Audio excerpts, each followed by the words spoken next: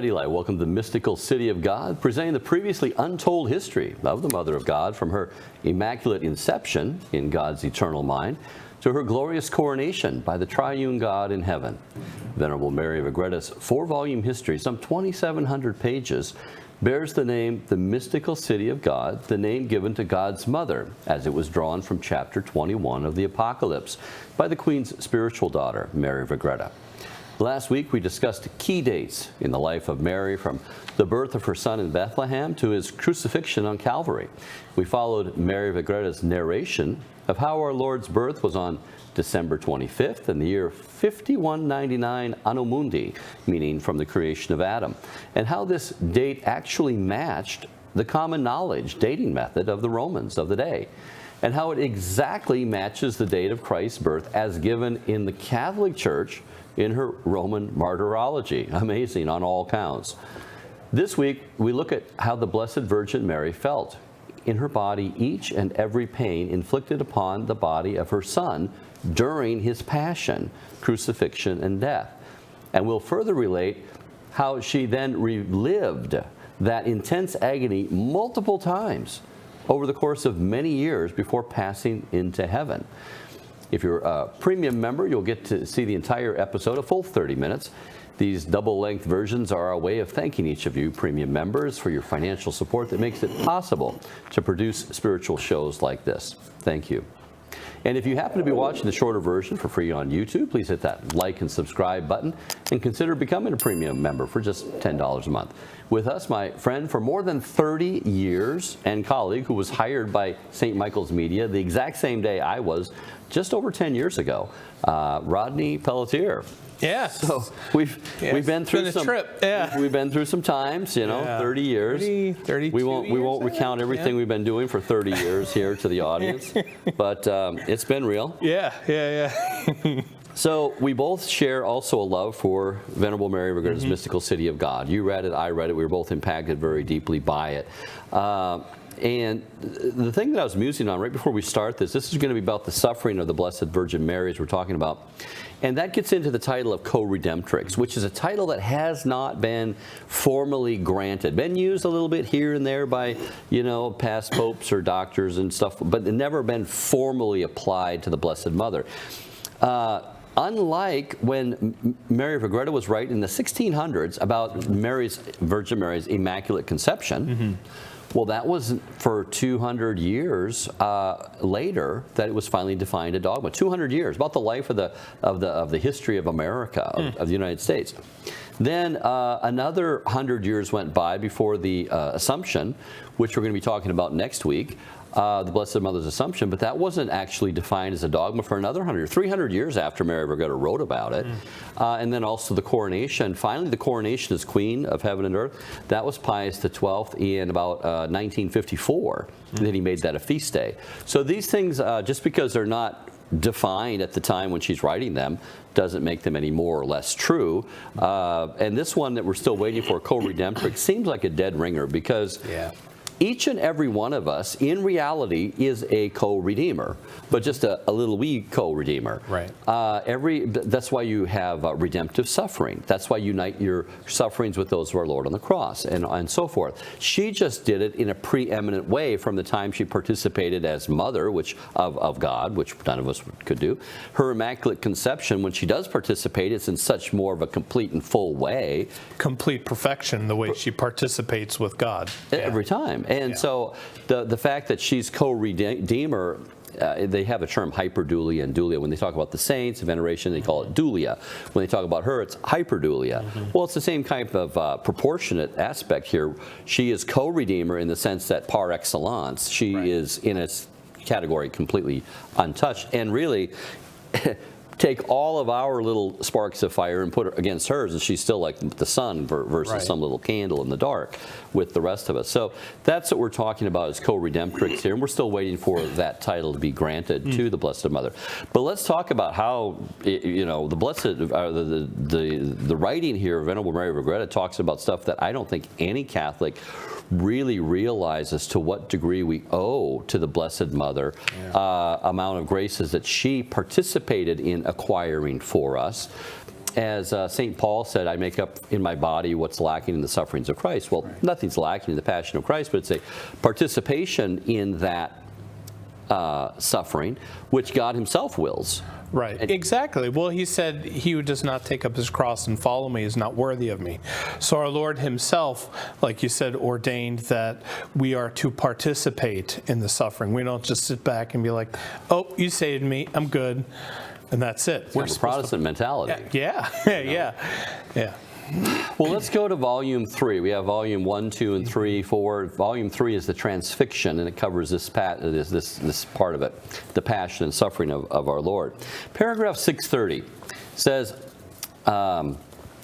Venerable Mary of Ágreda, this is all her narration here. She's not getting this as a locution. She's not hearing an apparition. No angel speaking to her here. Most of the book, 95% plus of the book, is just her narrating from her understanding. And we talk about how she just understands. She's given this understanding to write these things.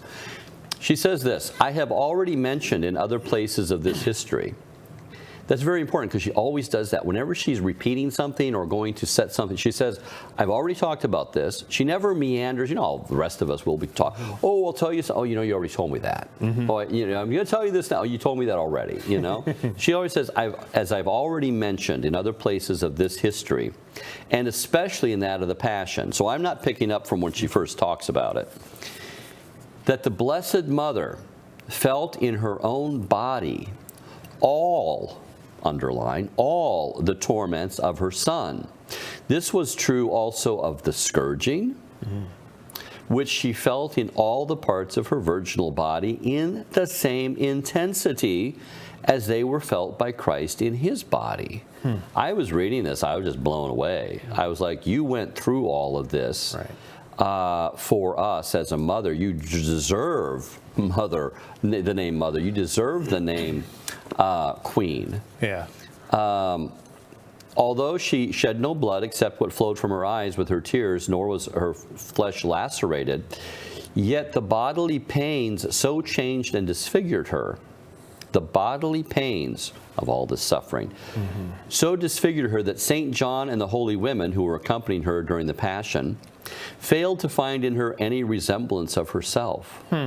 Wow. She was just so overcome with just pain and suffering, anguish. And if we think about Our Lady enduring pain, her body was perfect. She and our Lord had a perfect body. So when they suffer, suffering is the lot of sinners, not of the perfect. So when they suffered, their suffering is far worse because of their perfection. Yeah, such a delicate body. I mean, if it's like Bubba, and he's like 400 pounds, and he's a football player, and he's got, you know, layers of gristle on him, and you punch him in the arm, he's like, what happened? Was that a mouse or something? But you take the most delicate, say, little girl at age 3 or something, poke her with a pin, she's going to feel it very intensely. Well, our Blessed Mother had a very delicate composition. So yes, of course, and they talk about our Lord too, how the pain would have been far more intense for him because there was nothing to filter it. There was no numbingness of fallen human nature. Paragraph 652. Of what he suffered, she was not only an eyewitness, but she experienced it personally within herself. The angels knew that their great queen and mistress felt and suffered in soul and body the same torments and sorrows as her most holy Son. And we have to say that the interior sufferings of Christ's anguish and his anguish over the loss of sinners that caused him to sweat blood in the Garden of Gethsemane, all of those were also very much a part of her. Here we're focusing more just on the outward bodily, but the interior, the psychological, the emotion, and also, of course, to see her Son die, that crucifixion of hers, and to see her Son spat upon, abused, and all that suffering, and that caused her such a tremendous anguish, just like a mother would if she saw her little baby suffering in such a way. But the fact, though, that we're really underlining here was when our Lord is hit, she's feeling that at that time, and in that same intensity, which is just something most Catholics just aren't aware of. And therefore, the angels, because they knew this, therefore they sought to make up by their praise and worship for the pains which they could not share. So it's kind of like, you know, in the army, military, I should say, when other soldiers die and you're there with them and you see them suffering and dying, a lot of times the remaining soldiers will blame themselves, wishing they could have died on the same field. And a lot of movies and books try to bring that out, that very aspect that's a common thing, that, you know, the band of brothers, we went in there and fought and many of you died, why didn't I die as well on the field, you know? But anyway, they're making it up in that praise to her. Sometimes it says, when the sorrowful mother could not personally witness the sufferings of her son. Now this is a very important, this part right here, because a lot of people are going to say this: oh, well, she just saw this ahead of time. You know, she saw this, and therefore she's suffering because she just anticipated and all this, that she saw it. And or Padre Pio was told this.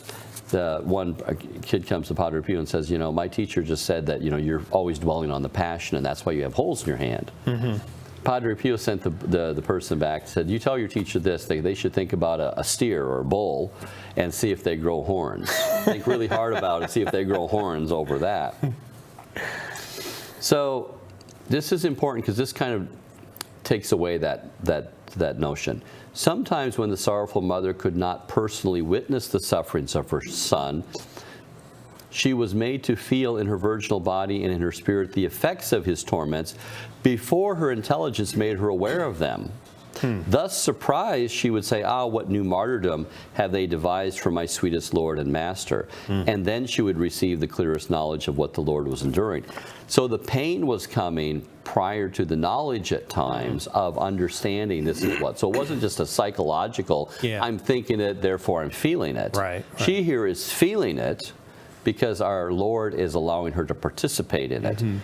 And I would like to say that it's going to come out that it actually was a blessing, because if, like we're talking about those soldiers who couldn't participate in that with the other ones that fell, this somehow alleviated, she was there. She wished, more than anything, she wished that she could die in place of her son. She wished that and many mothers are even that way, even our fallen human nature and moms and stuff. When they see a baby suffering, they wish they could be there and suffering for the baby so that the baby wouldn't suffer. We have that experience. And here she's allowed to participate in, almost to give her a bit of relief, to say, yes, you are with me, suffering with me. Paragraph 670, she was singular and extraordinary in all her sufferings, for as I have said above, she felt in her own virginal body all the torments of Christ our Lord, both interior and exterior.